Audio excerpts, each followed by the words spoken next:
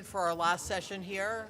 So this is a kind of roundup session where we're going to have the chairs of each of the sessions speak for 2 or 3 minutes about things they thought were interesting or important during the day in their session or other people's sessions, and then we will open it up to questions from the audience. So Anthony, why don't you start? Okay, thank you. Hi, I just wanted to share a few comments about my thoughts, particularly as I sit on the spot where all the veterans have sat. As a veteran, I'm very proud to say that the majority of us come home and we excel and we do really well. The majority of us are in the normal distribution and will have our moments, but we will overcome. And then there are some of us who are have really been injured and will continue to have challenges along the way.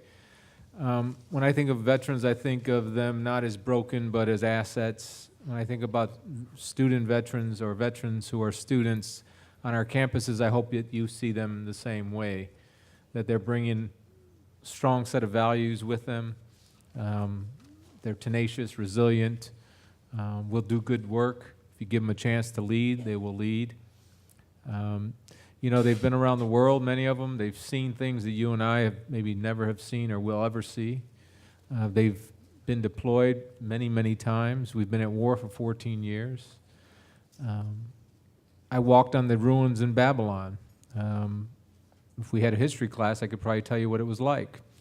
I've known people who have helped write the Constitution for Iraq or the government documents for Iraq. Wouldn't they be helpful to have in your political science class? What about those who suffer from PTSD in your psychology class? Perhaps they can offer some unique insights. But we have veterans here on our campus who are leading in many ways. You heard about Adam's story. Adam graduated from our program in military social work, is now a force multiplier, is helping so many veterans find their way. We conducted a very large study in Los Angeles, Orange County, and soon in Chicago that really looks at the veterans' needs, and we find that 8 out of 10 really are not prepared when they come here. They're not prepared because they lose, as was mentioned, housing, employment, health insurance, et cetera, and we're trying to find our way. We found from another study in our community colleges that veterans are arriving with challenges, but many of them are still going through it and graduating. So we need your support on campus. We need you to think about us differently. I'd like you to look through a different lens when you look at us veterans and see that we have a lot of possibility and potential, and that we've served our country as great citizens, and we will continue to be great citizens. I'm not a fool to believe that we're all not perfect, but most of us are. Take us for who we are, and please don't stereotype and put us in a corner. We have a lot to offer, so thank you. Thank you. Hi, I come from a counseling center lens that's here. So today, listening to all, can you hear me? Okay. Yes, no? Yeah. Okay, better? Okay. So I come from a counseling center lens, so it was really interesting to hear all the creative ways that people are coming up to help our students. But we really have a continuum of need here, from students with very severe mental illness to students who are just having mental health challenges and daily stresses and lack of resilience, as has been brought up. We also have special populations we really need to look at. Vets have been one that we looked at today. Community college has its own choices, but there's also other populations, LGBT populations, for example. International students, a tremendous challenge that's there.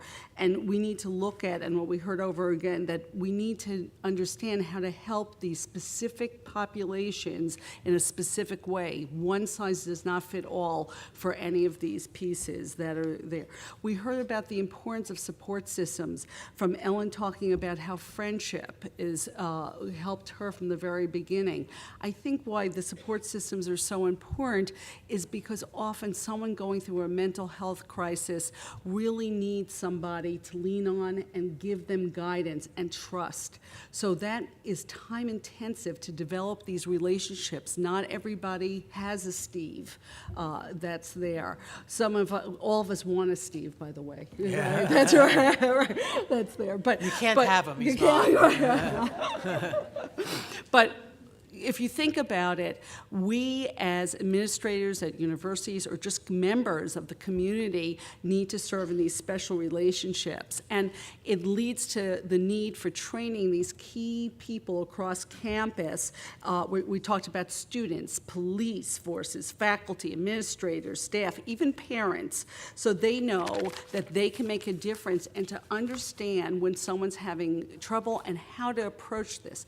We talked a little bit about patience with this, that healing takes time, understanding takes time of one's own challenges and going through. This is a tender balance because we have a university that's also saying, well, what about safety? What about threat? What are these, how do we balance this out? And there are times that our students can get in trouble that we can't take back and redo. How do we protect the student? How do we protect others? And I think there was a question previously about, I think the word was used, non-compliant in terms of that. This may be something that the board may want to look at, like there are so many wonderful services out there, but how do we get people to feel the trust and the help, and then we'll tailor it to them that's there. And finally, I want to talk about something that is a phenomenon that's interesting to me. I remember when I went to college, there were no, it sounds funny, but curb ramps any place, and disability came through. I am hoping that our mental health ramps get money and funding that's there, that it's difficult to look at that these specialized things that we should be offering, these creative solutions, and there's so many, but if you don't have funding, how do we do this? So I'm looking at the Sachs Institute and saying, can we use laws, policy, and ethics to ensure that our students with mental health challenges get the accommodations they need, get the support they need? I think it's an interesting parallel in terms of disabilities. We don't question now about getting people note takers or these kind of things, but we do question in terms of getting them the help that they need, and I think it's time that we're all advocates, and thanks for being here. Yeah. Heather? So every time I come to this conversation, I'm struck by its complexity and the diversity of both the stakes and the stakeholders. The way that I experience the conversation is definitely inflected by how I'm situated within it. So I'm not a mental health professional, and while I am an administrator, I don't make policies. So I come to this first as someone who works with students, and in that capacity, what I respond most strongly to is the need that's embedded in one of Viviana's statements. And she said, students are called to act, but they don't know how. And so as I understand it, that's a huge piece of this, which is helping our students to navigate the system as it exists. At the same time, I also come to this as a person more broadly concerned with systems and justice as well as well-beings, and that would be well-beings plural. What we're dealing with, as I see it, is fundamentally, though not exclusively, an ethical matter, and justice is a very complicated ideal with implications at both the micro and macro levels. And so this is hard. And so what I keep coming back to is the inherent tension and complexity involved in supporting individuals within systems, and the fact that this complexity demands a willingness to struggle with both particularity and universality at the same time, as well as with the reality that the meanings of words like sensible and supportive are never self-evident, and they're also never stable.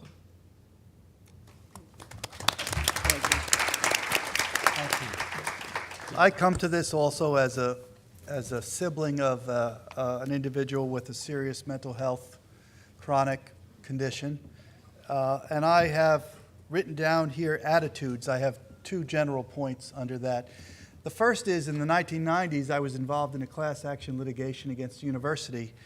And gosh darn it, the most resistant people to providing accommodations for students with cognitive, learning, mental health disabilities were the professors. We're all preaching to the converted here, but I can't not tell you even today how many professors, enlightened ones I talk to, who say, we really have to do this? This will change the way I have to teach the class. Maybe that's a good thing, by the way, for many of these professors. Point number two. Last week, before the United States Supreme Court, there was an argument in a case called Shaheen versus the city of, I think it's San Francisco. And that is juxtaposed. I'll tell you about that in a second. Also last week or so, very sadly, there was a police officer who was killed in Santa Rosa in California by a person who I heard on the news had mental health condition. The Supreme Court argument last week in this case involved a woman who lived in a group home, and she had made some threatening remarks to one of the caregivers there. They had called the police. She had locked herself in her room, supposedly for a safe space, and after trying to get in, and this is facetious, they proceeded to go in and shoot her to save her from suicide. That's not really what happened, but that's kind of how the oral argument went.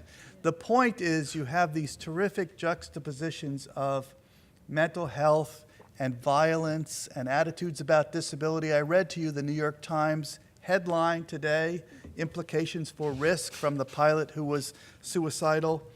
And one area that I'm working on and particularly interested in is how we get to the judiciary, the so-called learned people, professors, judges, to understand conceptions of mental health, to understand the relationship or the non-relationship between mental health and risk and violence and a whole host of other things. And this is still something that we're grappling with today, and something which I hope the Sachs Institute, of course, I know the Sachs Institute will further the dialogue on. So those are my reactions for today. I actually, speaking to what Peter just said, I was just recently asked by a judge on the Ninth Circuit to address remarks to the Ninth Circuit judge at their convention, so that could possibly be helpful to people. So why don't we open it up? Thank you again to all of you for moderating and for giving your comments. Let's open it to questions from the audience about anything that was discussed today. Yeah. All right. I just have a comment. I think Microphone, so people can hear you. so, like I said, there are a lot of things that are working great at Michigan State, but what I think personally, and you put it in a great word, is how do we educate the faculty? How do we educate the academic counselors? If I had my choice, I would have them go through mandatory mental health training or something. But that's, thank you for your comments. Thank you. Michigan State is doing something while playing basketball. One do a thing lot of that things I think is very central to the university experience is grading and entry into programs. So to the extent that a student's mental health issues might be driven by fear of inability to get accepted into a particular type of program that the student is trying to get into, or in the case of law school, since I'm in that scene, getting a good grade, where you have a GPA or a grading system that is very highly influential of what your hiring opportunities may be. And maybe you have a legal writing course that only has 10 students. It's graded on a curve. So you look to your left, you look to your right, you got to do better than the person sitting next to you. That creates a certain degree of tension and dysfunction within small groups. That's just one example. So my question for the panel here is, what are some ways that you have seen to successfully reform the programmatic structure of universities, whether it's in terms of courses, in terms of grading, that helps address some of the underlying causes of these types of issues in college? So there's numerous things that could be done, and I think, so for example, I'll just give examples. At Penn, one of the things that we did was we came up with a fall break. Because what we found was students needed a time, otherwise it went straight through, and they needed that time to kind of relax a little bit, have a break from the standard. The other thing is the president of the university spoke to the faculty senate and said, I want all recommended reading taken off syllabus. Now, why was that important? The reason why that was important was because students at Penn felt they had to read the recommended list. It was impossible to read the recommended list. It added on this pressure that everybody else was reading and doing this, and they weren't. So I think that was there. Also, one of the things we're doing here at USC is working with the faculty and the faculty senate and students to put on at least every syllabus the resources. So for sexual assault, for mental health, for vets, like to have a whole list on the syllabus. This is also saying that faculty are willing to have this conversation, when to come to me, where I can get you to help, that's there. So I think the other piece is there is this image that everybody else is doing great and I'm not. You know, that piece. So I think it's really important to have that conversation with students, even in law school or med school, these professional places, to say, this is the bumps in the road that everybody has.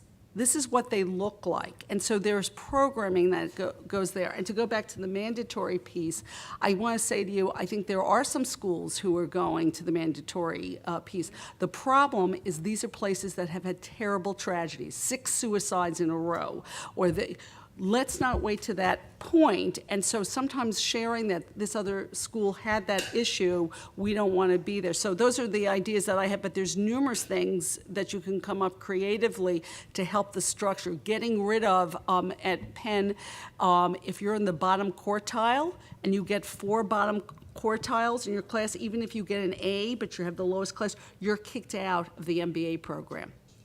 All right, so it doesn't. So one of the things that was really important to do was to people talk about how that does not help learning. That kind of competitiveness did not make people, better learners, better employees. You get it, right? So working with these different schools to kind of figure out what are the policies and procedures to make it a safe learning environment is key. I would flip that a little bit. I'm going to put a little pressure on you in a friendly way. Having taught in a very highly competitive law school for many years, and have just written a book, which I could say in less than 300 pages, called Equality, which I did. One of the major tensions, obviously we all know, in the disability arena is this sense of sameness versus difference. Mm-hmm. In the educational environment, there's often a cry that if this person is getting extra time on this law school examination, it's not fair. Now, in fact, there are people in the room who can tell you that there's research which shows there's actually very little correlation between a lot of the accommodations that are made and grade point outcome. But the point is that there is this misconception that if we treat somehow a person a little bit individually, say with an accommodation, they're getting something that I'm not getting. And of course, we've been fighting this in the race area for 100 years. It's called affirmative action, except now it's in the disability context. What I'm pushing back on you a little bit is don't buy into those assumptions. The fact that people are treating somewhat differently may be reflecting their unique value, and that can work within the confines of an ultra-competitive legal law school environment. At least that's what I've told my students as well. And this is a professor, I'm not ashamed to say, I'm proud to say, that a grievance was filed against me by another section in the ultra-competitive law school class because I didn't abide by the grade curve. So this is, I know from what you speak in terms of the ultra-competitive environment, but I'm just saying if you unpacked what you said a little bit, there are assumptions in there that go to the academic endeavor and the perception of disability, which many times are not founded. I actually don't think we disagree. So I'm sorry? I don't think we disagree. I'm sure we agree.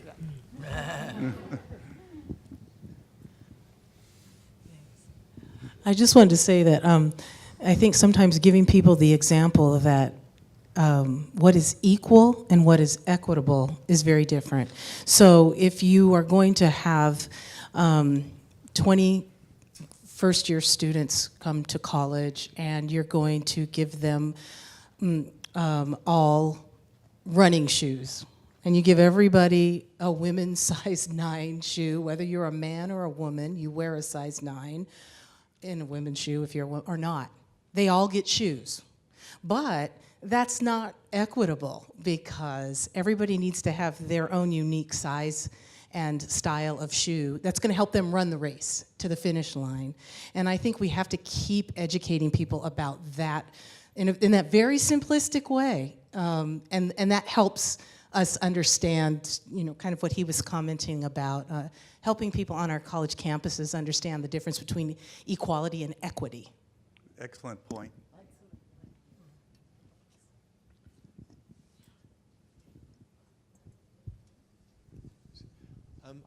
I'd just like to... Jerry in the back. No, go ahead, Steve. I was just pointing. Well, I'd just like to ask, Heather, you remarked on the tension between universality and particularity. And I think, in a way, that's where a lot of people in this room live. That's where they live. And Farah, you mentioned policies that are sensible but not necessarily supportive. And I'd just like to ask the panel if you could say a word, and I think, Peter, you actually just gave us an example of how you deal with that tension. Now, you didn't tell us whether that grievance had merit, how it turned out, Of course it what didn't you did have with merit.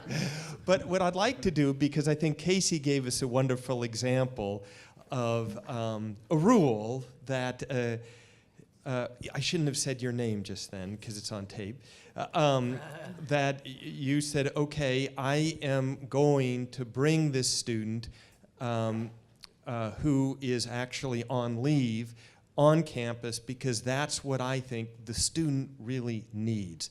So I was just wondering if the panelists could reflect for a moment about a time that you have actually felt that tension between the universal and the particular, that you thought, what is universal, what is sensible, isn't in this instance supportive, not necessarily to give us the details, but to reflect on how you thought about what the appropriate thing to do in that moment with that particular person was. I gave my example. So I have to say, I live this daily as the director of the counseling center, that there's a tender balance between this. And I have found that if I can, my job is to come up with a win-win. That's the challenge. And to look at from the individual and the system, what would be a win-win, and how do I put those two together? So there are times that it really counts on having excellent relationships with people in key places across a campus. So it could be your judicial officer, your Title IX officer. So an example of something like this is we had a student who had a manic episode, very severe, who impersonated basically that he was an agent for USC. With recruiting people, et cetera, and giving offers to getting people to even come here to USC. It was a major issue. And yet he was 3 months away from getting his PhD during this piece.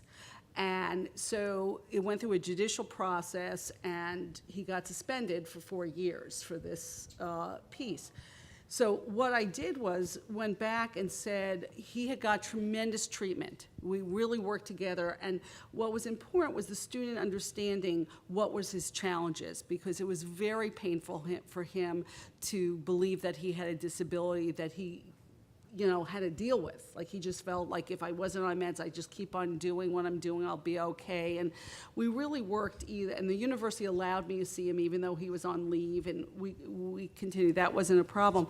Well, P.S., he's graduating in May, and it's going back and using those relationships and saying, this is a win-win for the university, for this student. This is why it makes sense. The university is safe in terms of this piece, and so it's really about having key players on campuses who can kind of wiggle around and these very strict rules to come back and say, let me present my case to you.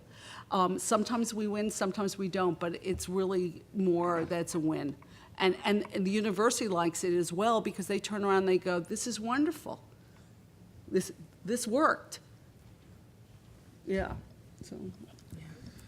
I mean, I think in my experience, what I've been most happy to see is people having the willingness to have these conversations. Because sometimes they work and sometimes they don't.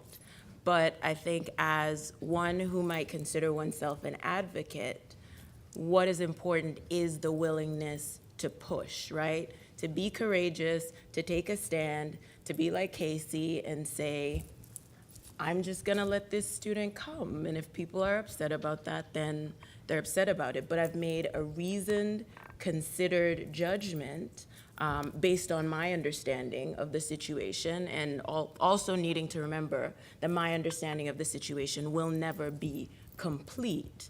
But given everything that I know, given what is in my power to do, then I'm willing to take a stand for this student. So I had one student who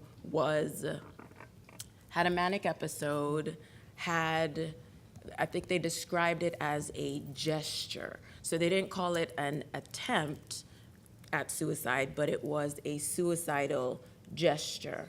And typically in those situations, my understanding is that people don't necessarily come back. And what we were able to do in the instance with this student was I talked to him on the phone every day, something that I was technically not supposed to be doing. We had conversations about what his clinicians needed and wanted to see from him in order to be willing to allow him to be reintegrated.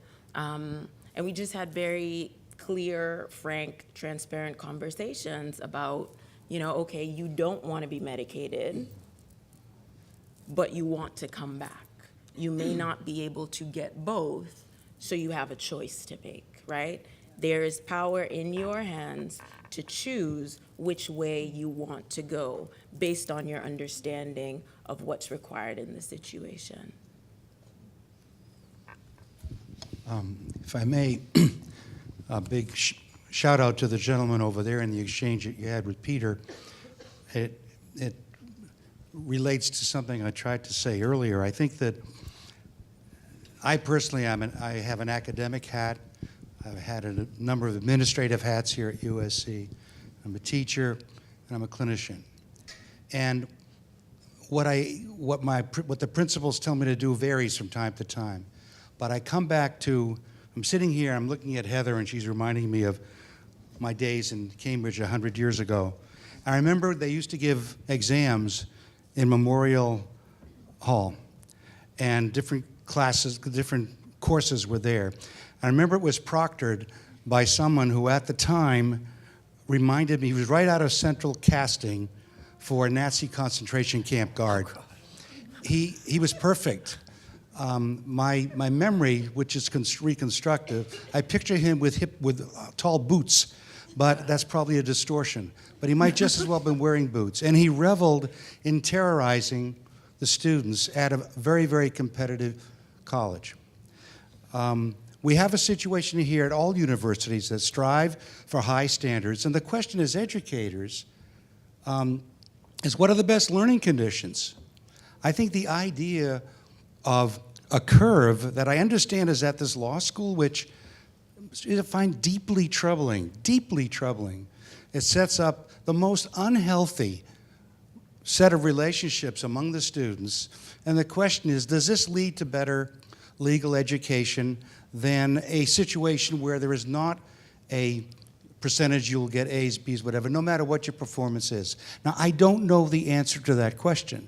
Maybe somebody here knows the answer. I would myself, given the selection criteria for places like USC and other good universities and very fine ones, I'd be surprised if students coming in are not already motivated enough that they don't have to be terrorized, and then we're going to cool them out with mindfulness training. It seems to me that's a very unfortunate situation to set up for them.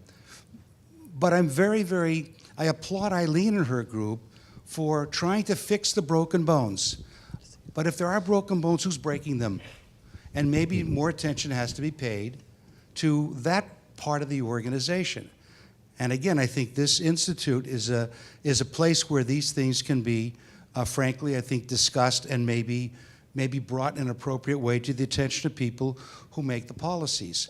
Final thing I'll say is, what would happen if USC, if students had, on average, an A-minus GPA across the board? What would happen to this place? What happens at Harvard that most students graduate with at least a cum laude?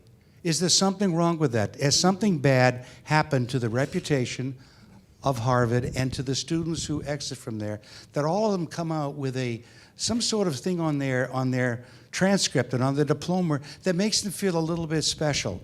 Do you have to be in the top 10% to feel yourself as being somewhat special?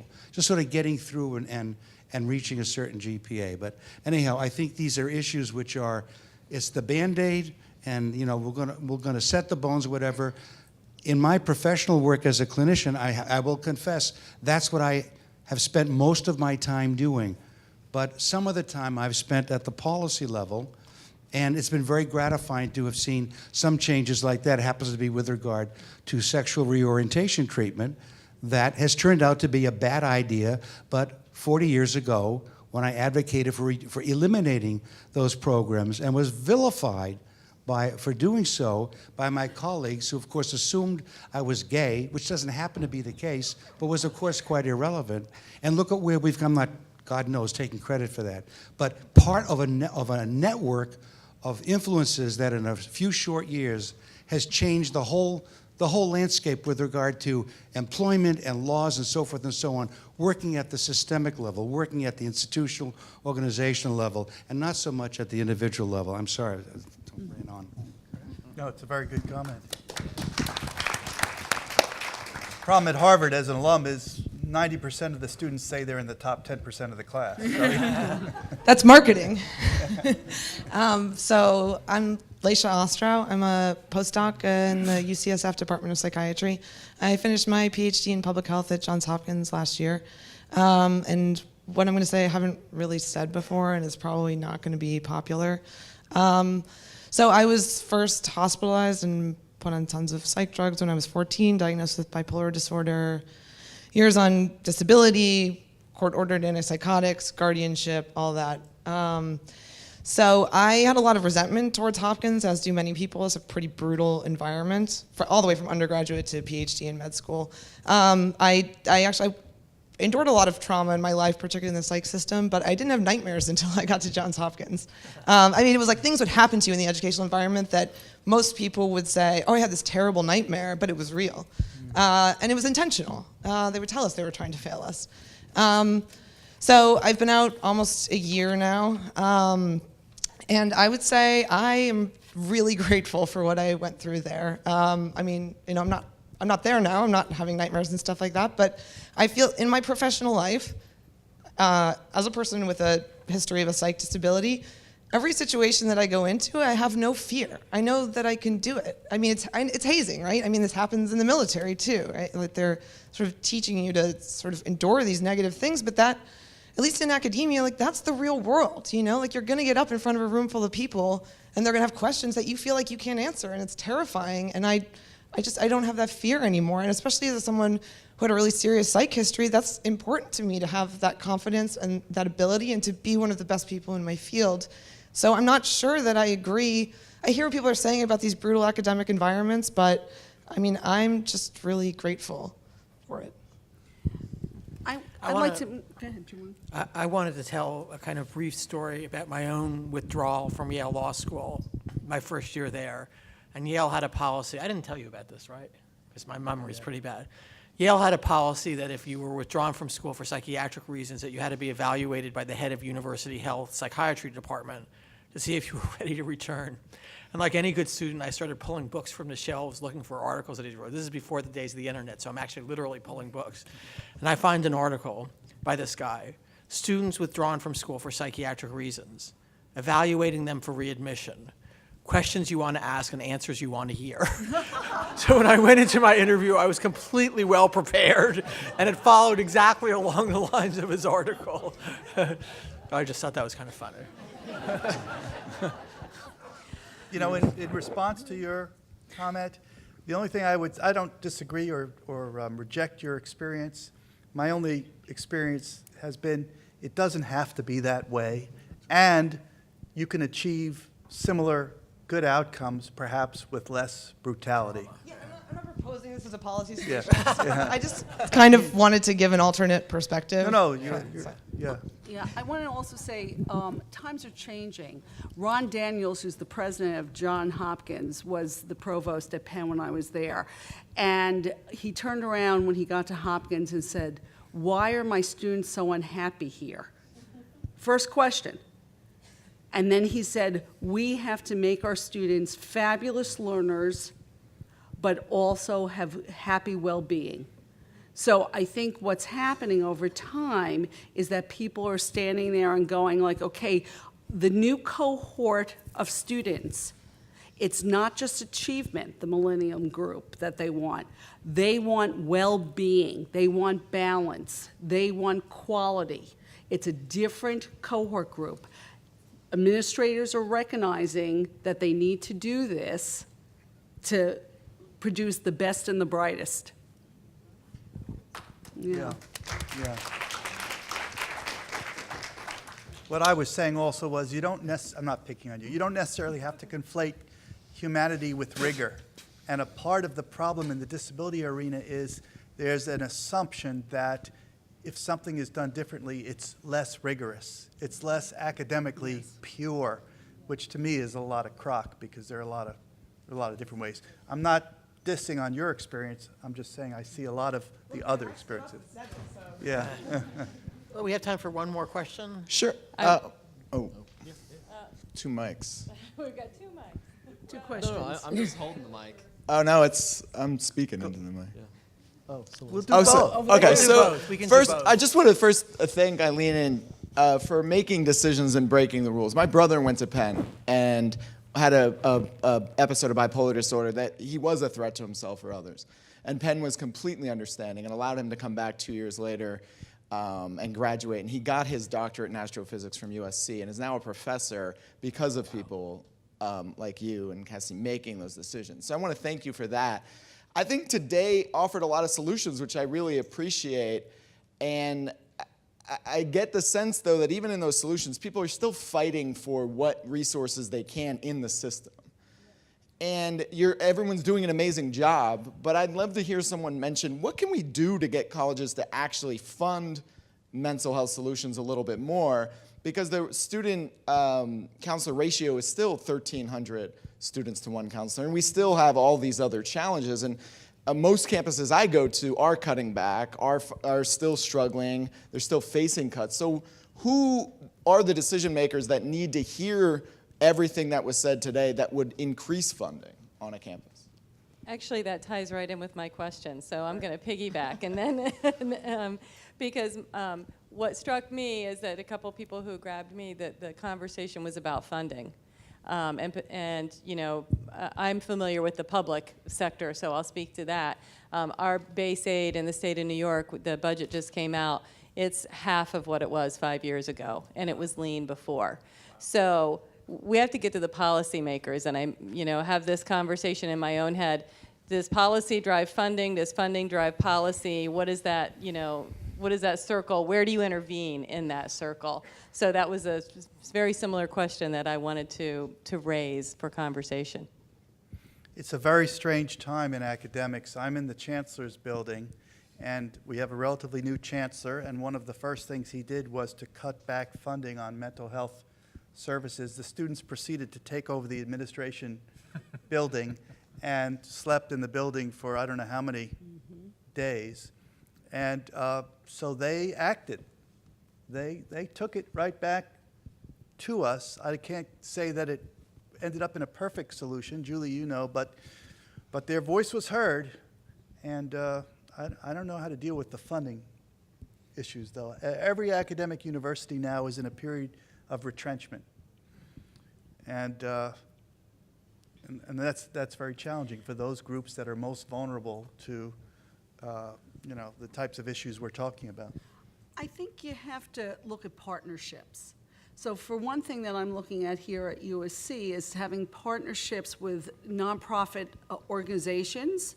So right now we have an intensive outpatient substance abuse program that's within blocks of our campus who are providing that segment of the services. So the counseling service doesn't have to do that kind of piece. So looking at partnerships across the board. The other thing is, quite frankly, I have advisors call me all the time saying, I'm spending most of my time around mental health issues. And this is not in my job description.